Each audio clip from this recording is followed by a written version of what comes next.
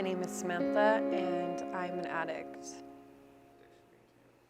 What addiction means to me is chaos. It means jail time. It means institutions. It means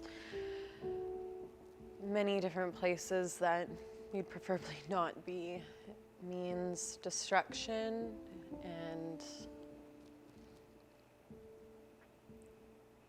guilt, anger, frustration, and feels like death. I think the last time I had fun was when I was like 21 maybe. As time went on, those things became more distant, and I was stuck in a loop, and it wasn't like the worst type of loop you can't get out of, and you just bury yourself more and more in drugs and alcohol because there feels like there's nothing else really to live for, right? And with the shame and sadness you bring upon your whole entire family, we don't want to feel those feelings, right? You want to cover them up, you want to bury them. You don't want anyone to ever know that you even had those feelings. You want to pretend that everything's really good. So you keep it in the closet, you act like it's all great and fine, especially on social media, and then if you really were to look into my life, it was awful.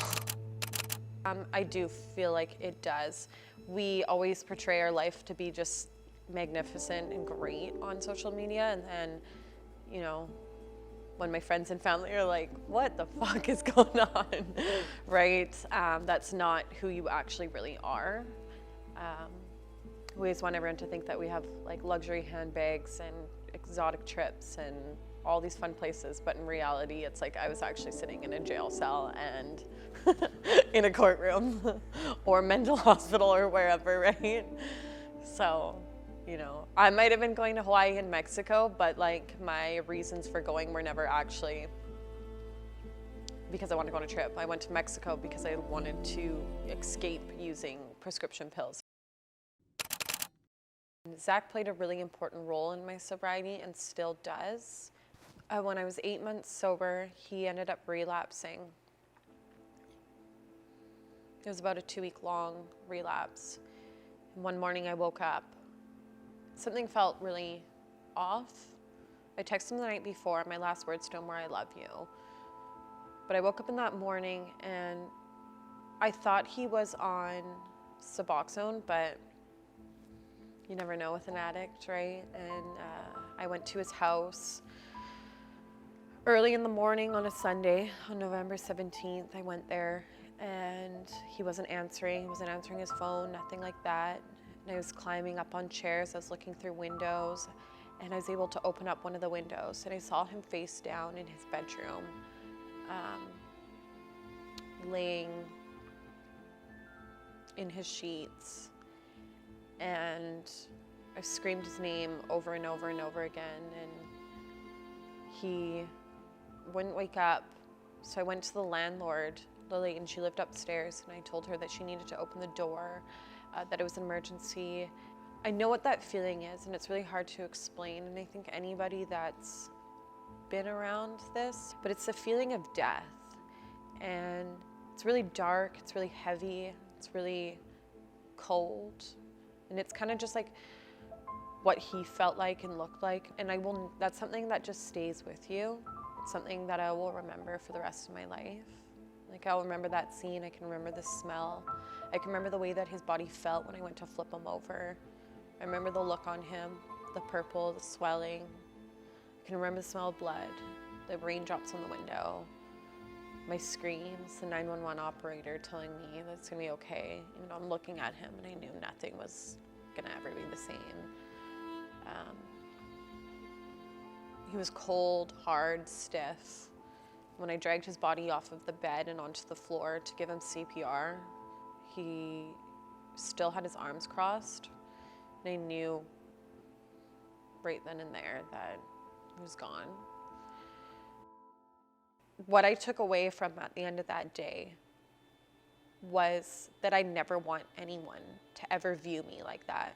I don't want my mom, my dad, my sister, my best friends. I don't want my daughter to ever see that, what I experienced.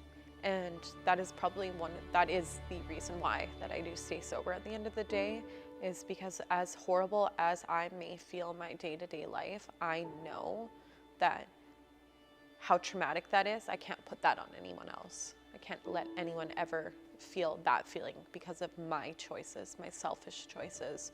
So I stay sober for that. The light at the end of the tunnel with all that was I was able to deal with these things that I didn't actually know that I had. And that's where I met my partner, Colin. And we've been together for about almost 2 years. He is the father of my beautiful little daughter, Violet.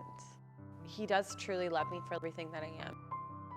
It's been really great to have him by my side. If you were to ask me if I would change anything, I would say no, because where I am right now, I am so content and I'm so happy. And without these events, I wouldn't be able to help other people. I wouldn't be able to bring comfort to others that might feel like they're all alone. And it gives me the ability to raise my daughter to not go through something like this, right? And how to deal with it if something was to arise. So, yeah. If you ask me why I love Violet, I could give you a million reasons why.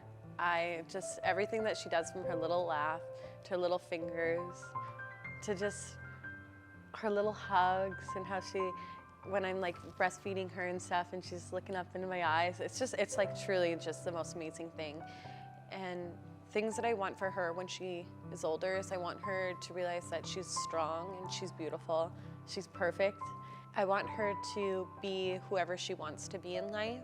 I never want her to feel like she's got to be filtered by social media or be someone that she isn't. I want her to be authentically her. I want her to always feel loved by her dad and I, no matter what she's doing in life. And if whatever career that she chooses, I just want her to be good at it and passionate. It doesn't need to be a doctor, it doesn't need to be a lawyer. If she wants to be a dancer, a singer, or whatever it is, right? An artist of any sort. All I want from her is to know that I'm there for her, that I love her, and that whatever she does, just to put her whole heart into it and just truly love it. I love her.